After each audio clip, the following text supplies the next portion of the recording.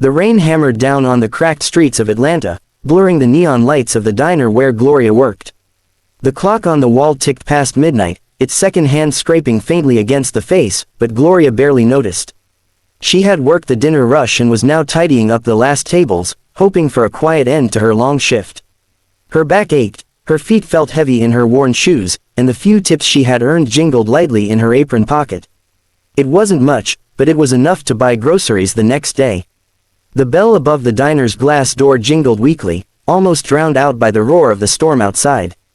Gloria turned, expecting a weary trucker or a late-night cab driver. Instead, two small figures stepped into the diner, dripping wet, their clothes clinging to their thin frames. They looked no older than 8 or 9, with hollow cheeks and eyes that spoke of hunger more than words ever could. Gloria's heart clenched. She had seen hard times herself, had known the weight of an empty stomach and the ache of cold nights. Something in her recognized the silent desperation in these children. The boy clutched his sister's hand tightly, shielding her as though he were her only protector left in the world. They hovered near the door, unsure whether to enter fully. Their shoes squelched with water on the floor, and the boy shifted nervously under Gloria's gaze. Finally, he cleared his throat, his voice shaking. We don't have money." Gloria's face softened. She stepped out from behind the counter and knelt down so she was eye level with them. Up close, she could see the rain dripping off their lashes, their lips trembling from cold. "Sweethearts," she said gently, "don't you worry about that right now. You look like you could use something warm in your bellies." The boy hesitated, his pride warring with his desperation, but the little girl looked up at Gloria with wide, pleading eyes. That was all it took. Gloria smiled warmly and held out her hand. "Come on, let's get you out of those wet clothes. I'll bring you some blankets." She led them to a corner booth, one of the coziest spots in the diner. The cracked red leather seats squeaked as the children slid in, still clutching each other's hands tightly.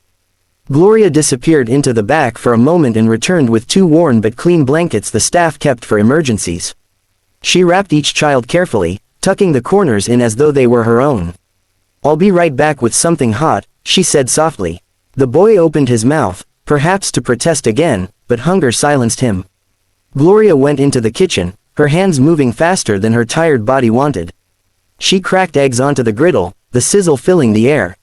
She tossed strips of bacon beside them, flipped pancakes until they were golden brown, and poured 2 mugs of cocoa, the steam curling upward. When she placed the plates before the children, their eyes widened. The little girl clutched her fork but looked up nervously. "For us," she whispered, as though she couldn't believe it. "Yes, for you," Gloria said with a smile. "Eat, don't be shy." They didn't need to be told twice. The boy attacked the food first, devouring it like he hadn't eaten in days. The little girl followed, slower, but her small hands trembled with eagerness. Gloria sat quietly at the counter, pretending to wipe it down, but really she was watching them. She saw the way they glanced at each other with relief, the way they carefully slid food across the table to make sure neither ate too much faster than the other. It broke her heart and warmed it all at once. When the plates were nearly empty, the little girl leaned back against the booth, sighing with contentment. Her cheeks had color. Again, she looked at Gloria and asked, almost timidly, "Why are you being so nice to us?" Gloria paused. Memories of her own childhood flickered through her mind, nights when her mother couldn't put dinner on the table, nights when neighbors had quietly slipped food their way.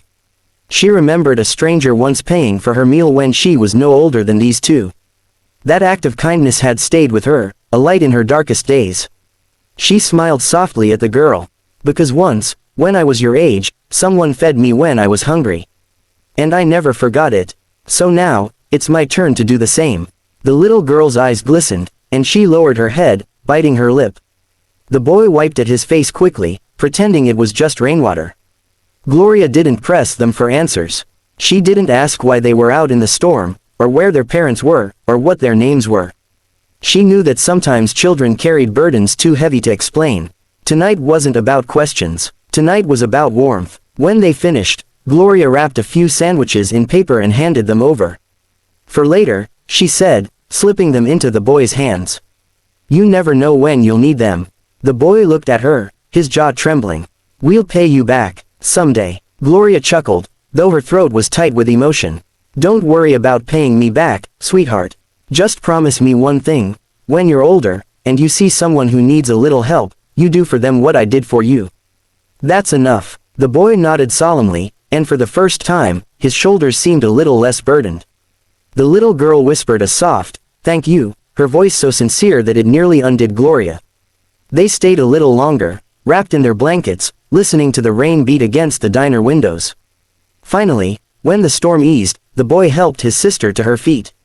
They looked back at Gloria one last time. She gave them a reassuring smile, raising her hand in a small wave.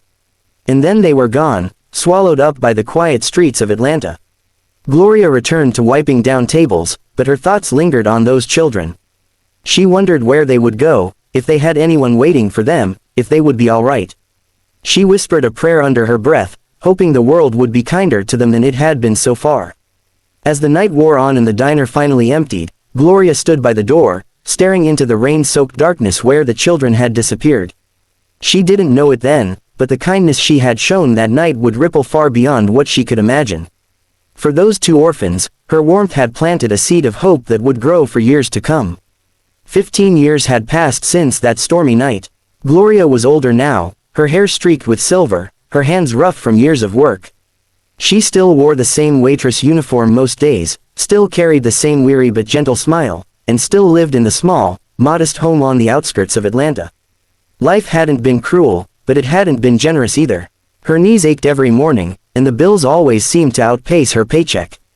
The roof leaked when it rained, the old heater groaned in the winter, and the little garden out back gave her just enough tomatoes and herbs to make her feel proud. Yet, despite the hardships, Gloria never complained. She had seen worse days, and she had learned long ago that gratitude was the only way to keep moving forward. On a warm afternoon in June, Gloria sat on her porch with a chipped mug of tea in hand. The air buzzed with cicadas, and children's laughter drifted faintly from down the block. She leaned back in her chair, closing her eyes against the sunlight, when the quiet hum of an approaching engine made her lift her head. Down the street, a sleek black car glided toward her house, polished so bright it caught the sun in blinding flashes. It was unlike anything she had ever seen in her neighborhood. The car slowed, then came to a complete stop right in front of her small yard. The purr of the engine died, and the tinted window slid down with an almost theatrical slowness. Gloria blinked, her brow furrowed. "Lord have mercy," she muttered under her breath. "What's a car like that doing here?" The driver's side door opened, and a tall young man stepped out. His suit was sharp, tailored perfectly to his frame, and a watch gleamed on his wrist. He stood straight, confident, yet there was a softness in his eyes as he gazed at her. "Miss Gloria," he called, his voice steady but threaded with emotion. Gloria's heart skipped. She hadn't heard that name spoken so tenderly in years. She pushed herself up slowly from her chair, gripping the porch railing. "Yes," she answered, suspicion mixing with curiosity. "That's me." The young man's lips curved into a smile, and in that instant, recognition pierced her like lightning. The shape of his jaw, the tilt of his eyes, it was the boy from that rainy night, now grown into a man. Before she could gather her thoughts, the passenger door opened, and a young woman stepped out. Her dress was elegant, her hair carefully styled, her smile radiant. Gloria gasped, her hand flying to her mouth. "My lord, it's you too." The siblings walked toward her, and she felt her knees weaken. 15 years vanished in an instant. She saw not the polished, successful adults before her, but the shivering, hungry children she had once wrapped in blankets and fed pancakes. "Miss Gloria," the man said again, his voice breaking this time. "Do you remember us?" Tears welled in her eyes as she nodded. "Baby, I'd never forget. You came in that night, soaking wet and starving. You nearly broke my heart." The young woman reached for her hands, clasping them tightly. "We never forgot you. That night changed everything for us." They guided her gently to sit back on the porch chair, as though she were royalty. The man crouched down to be at her eye level, just like she had done for him so many years ago. "We were lost back then," he said.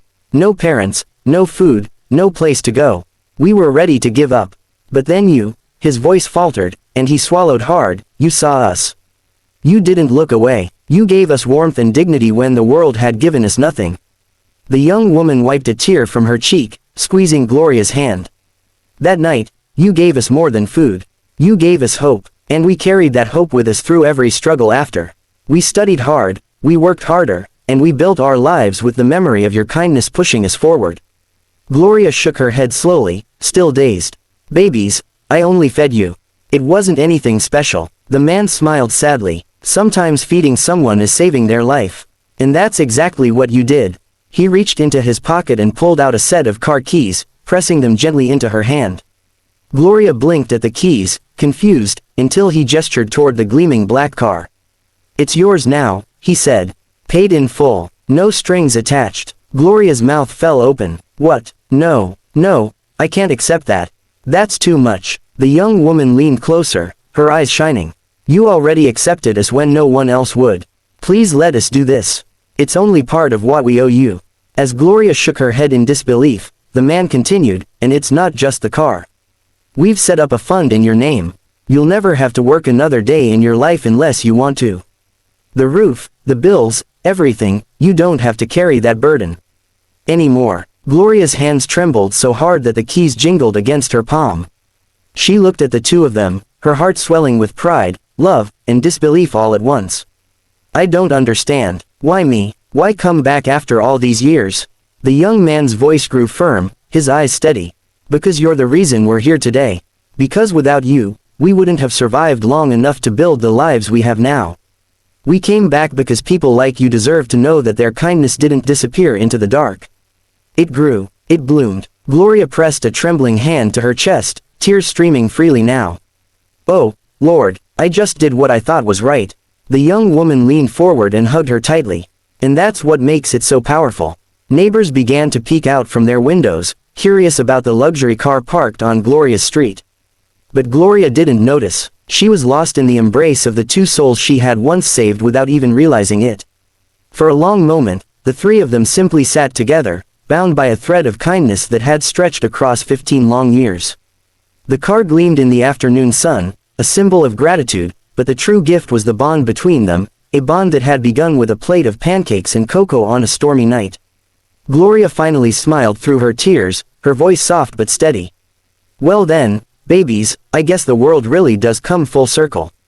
And as the cicadas sang in the trees, the waitress who once gave from her empty pockets sat surrounded by the riches of love and gratitude, proof that one small act of kindness could echo across a lifetime.